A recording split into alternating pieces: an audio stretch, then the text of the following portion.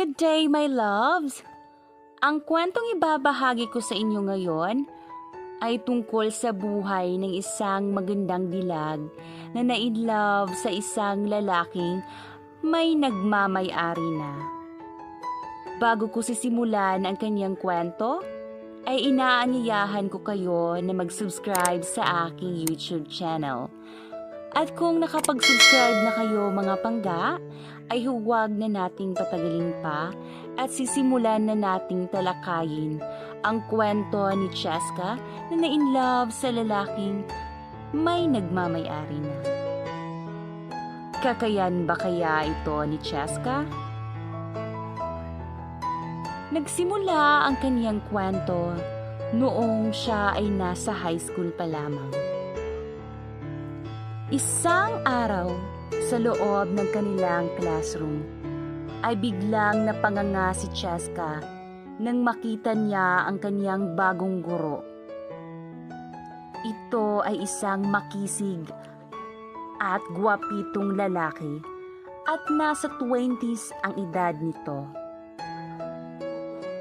Habang minamasdan niya ang maamo nitong mukha, ay bigla niyang naramdaman sa kanyang puso na na-love at first sight siya dito. Good morning, class. How are you today? Bati ng kanilang guro sa kanilang lahat. Good morning din po, sir. Sagot ng kaniyang mga estudyante, maliban kay Cheska dahil nakatitig lang ito sa maamong mukha ng kanyang guro na si Harold na para ba itong lumulutang sa ulap. Napukaw ang atensyon ni Cheska nang bigla siyang nilapitan ng kanyang guro at kinausap siya nito. Okay ka lang ba, miss? Tanong ng kanyang guro sa kanya. Yes po, sir. Pautal na sagot ni Cheska. Grabe, ang gwapo ni sir. Napakakising niya. Pabulong na wika nito. May sinasabi ka ba? Tanong naman ng guro sa kanya. Wala po, sir. Kinakabahan si Cheska habang kausap niya ang kanyang guro. Na love at first sight si Cheska sa kanyang teacher. Patapos na ang kanilang klase, pero si Cheska ay para pa ring lumulutang sa ulap habang nakatitig siya sa mukha ng kanyang guro. Maagang pumapasok si Cheska para lang makita ang kanyang guro. Lagi siyang nakatingin kay Harold kahit na nasa malayo ito. Ang hindi alam ni Cheska na nahuhuli siya ng kanyang guro na si Harold na lagi siyang nakatitig dito. Isang araw, pagkatapos ng kanilang klase, ay tinawag ni Harold si Cheska at pinagsabihan siya nito na manatili muna sa classroom dahil may sasabihin siyang importanteng bagay. Labis na ikinatuwa ng puso ni Cheska nang marinig mula sa kanyang iniidolong guro na gusto siyang makausap nito. Sobrang saya niya dahil sa wakas masusolo na niya ang kanyang guro. Nang makalabas na ang mga estudyante, ay bigla na lang naging tahimik ang paligid. Binasag ni Harold ang katahimikan at nagsimula na itong magsalita. Okay ka lang ba, Cheska? Sagot naman ni Cheska ay, yes po, sir. Tumatalbog-talbog ang puso ni Cheska sa labis na ligaya na nadarama dahil sa wakas nakausap na rin niya ang kanyang guro na sila lang dalawa. Lagi kitang nakikitang nakatingin sa akin. May gusto ka bang sabihin? Sabi ni Harold kay Cheska. Hindi agad makasagot si Cheska dahil sa labis na pagkapahiya dahil akala niya na hindi ito napapansin ng kanyang guro. Kalaunan ay nagsalita na ito. Wala lang po, sir. Sagot naman ni Cheska sa kanya. Kala ko kasi may kailangan ka. Pero kung may kailangan ka, sabihin mo lang sa akin. Okay po, sir. Sagot naman ni Cheska. Okay, sige, pwede ka nang umuwi. Sagot naman ni Harold sa kanya. Noong sumapit na ang gabi at matutulog na sana si Cheska, pero kahit anong gawin niya ay hindi pa rin siya makatulog. Naiisip pa rin niya ang pag-uusap nila ni Harold kanina. Kinikilig si Cheska habang binabalikan sa isip niya ang mga nangyari kaninang hapon. Hindi siya makapaniwala na kinausap siya ng kanyang guro at sila lang dalawa sa loob ng classroom. Kilig na kilig si Cheska hanggang sa makatulog ito. Kinabukasan, habang papasok sa paaralan si Cheska, ay nakita siya ng kanyang guro na si Harold na naglalakad. Papunta na sana si Cheska sa paradahan ng sasakyan nang bigla siyang tinawag ni Harold at sinabi nito sa kanya na sumakay na lang ito sa kanyang sasakyan. Namumula ang pisngi ni Cheska sa narinig niya mula kay Harold. Nang makasakay na ito sa loob ng kotse, biglang tumahimik ang paligid. Wala ni isa sa kanila ang nagsalita. Kalaunan ay binasag ni Harold ang katahimikan at nagsimula na itong magsalita. Napansin ko na nahirapan ka sa math. Ani ni Harold. Opo sir Nahiyang sagot naman ni Cheska. Baka gusto mong tulungan kita after class. Sabi ni Harold. Ay, wag na po sir. Nakakahiya naman po sa inyo. Tumatanggi kunyari si Cheska pero sa isip niya ay gustong-gusto niya makasama ng matagal ang kanyang guro na si Harold. Okay lang yun. Hindi ka naman nakakaabala sa akin. I insist. Sabi naman ni Harold sa kanya. Ikaw po ang bahala sir. Tugon naman ni Cheska. Maya-mayang konti ay dumating na sila sa paaralan. Thank you po sir sa libreng sakay. Pabirong wika ni Cheska. Walang anuman yon. Sige, magkita na lang tayo doon sa loob ng classroom. Sabi naman ni Harold sa kanya. Unang bumaba ng sasakyan si Cheska. Nagpasalamat siya dito at nauna nang umalis.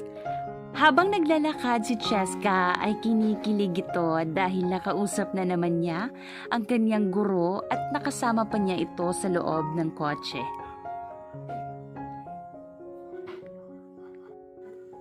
Pagkatapos ng kanilang klase ay tinawag ni Harold si Cheska at pinagsabihan na manatili muna sa loob ng classroom. Nagsialisan na ang mga estudyante at sila na lang dalawa ang naiwan. Unang nagsalita si Harold. May gagawin ka ba ngayon? Wala naman po sir, tugon ni Cheska.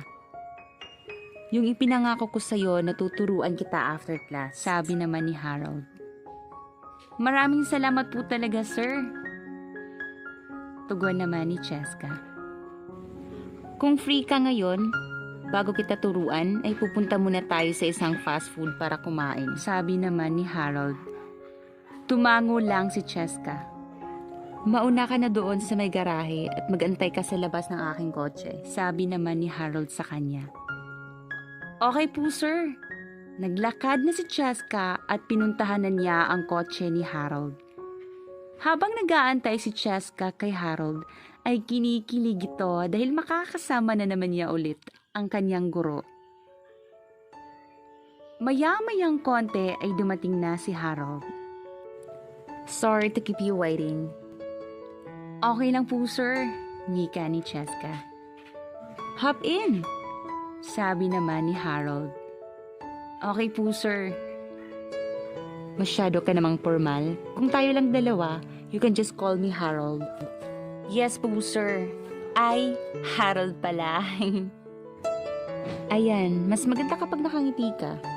Walang maisagot si Cheska sa sinabi ni Harold sa kanya. Namumula ang kanyang pisngi at tumatalbog ang kanyang dibdib sa kaba. Natahimik ka ata. May nasabi ba akong hindi mo nagustuhan? Ay, wala naman po, sagot naman ni Cheska. Okay, saan mo gustong kumain? May treat. Kahit saan po. Napaka-formal mo naman. Tayo lang namang dalawa. Lagi ka namang may po sa dulo sa tuwing nagsasalita ka. Ginagawa mo naman akong matanda niyan. Pabirong wika nito. Napakapalabiro mo naman pala, sir. Ay, Harold. Napakaganda mo pala pag lagi kang nakangiti. Nako, napakahilig mo naman pala magbiro, Harold. Hindi nagsasabi lang ako ng totoo. Kung ano nakikita ko.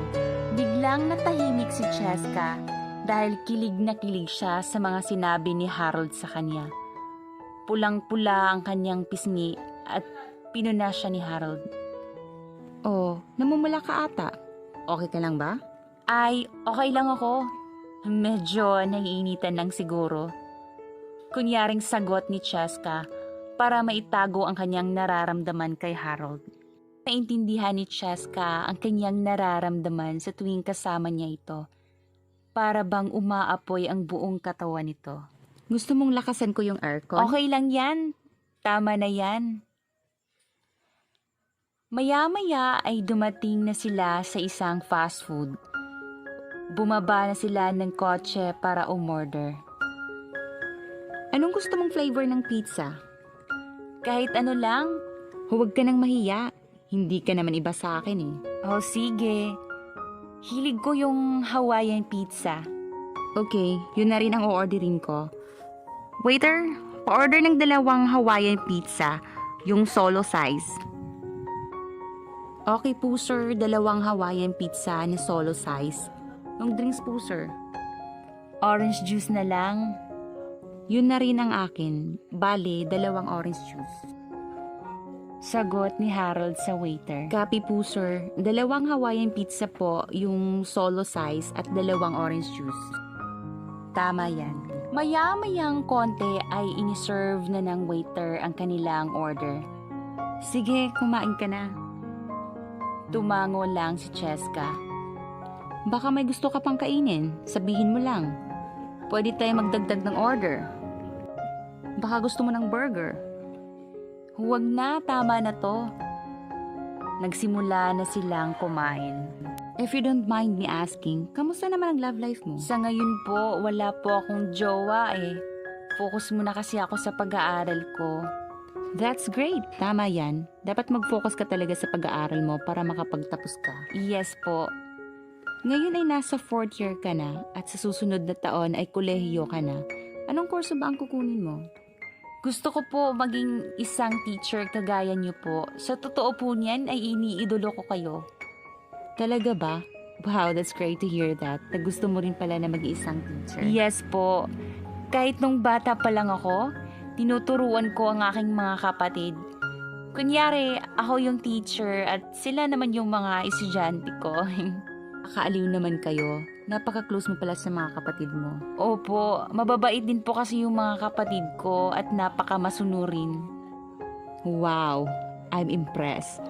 Pagkatapos nga pala natin kumain, saan ba kita pwedeng turuan? Sa boarding house ko na lang po, sir. Okay, sige. Pagkatapos nilang kumain, ay nagtungo na agad sila sa boarding house na tinutuluyan ni Cheska. Halika, Harold. Pasok ka sa loob.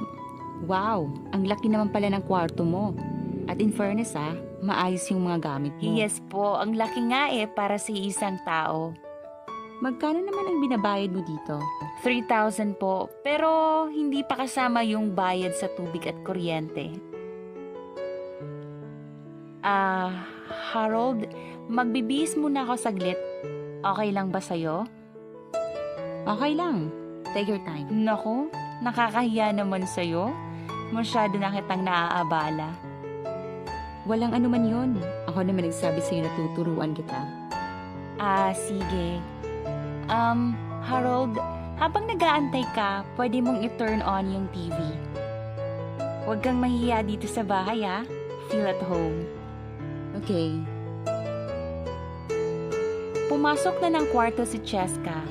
Sobrang saya ang kanyang nadarama dahil hindi siya makapaniwala na makakasama niya ng matagal ang lalaking kanyang pinapantasya.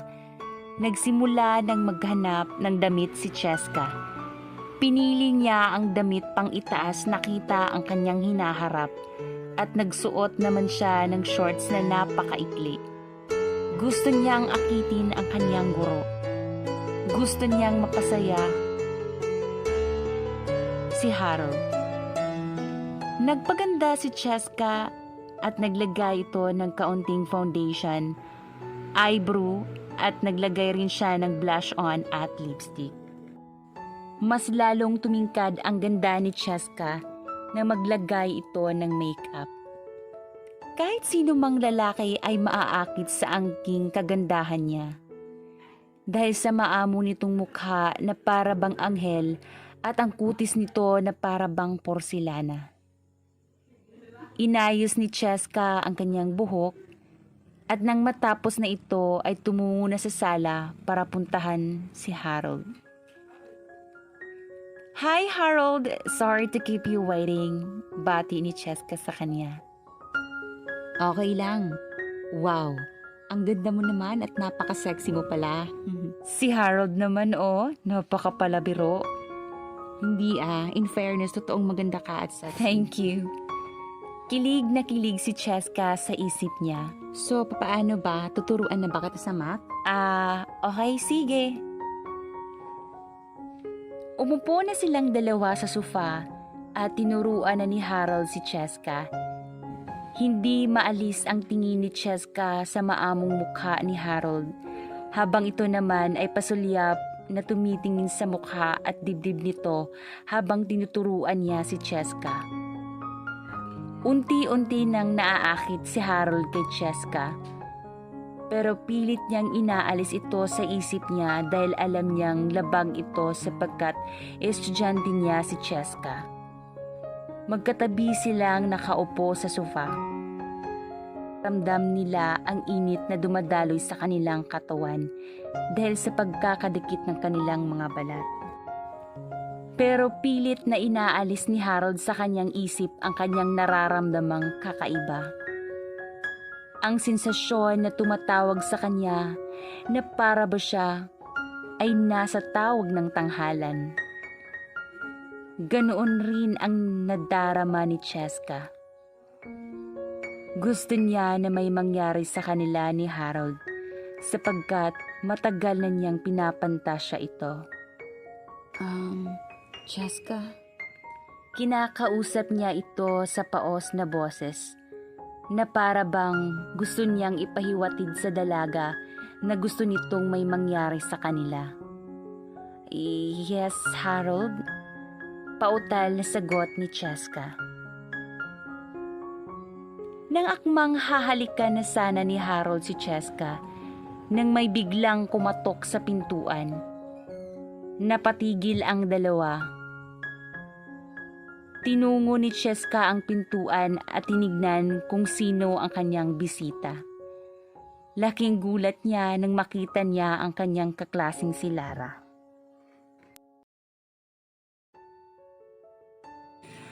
Abangan natin mga pangga ang susunod pang mangyayari sa buhay ni Cheska na na-in love sa lalaking may nagmamay-ari na.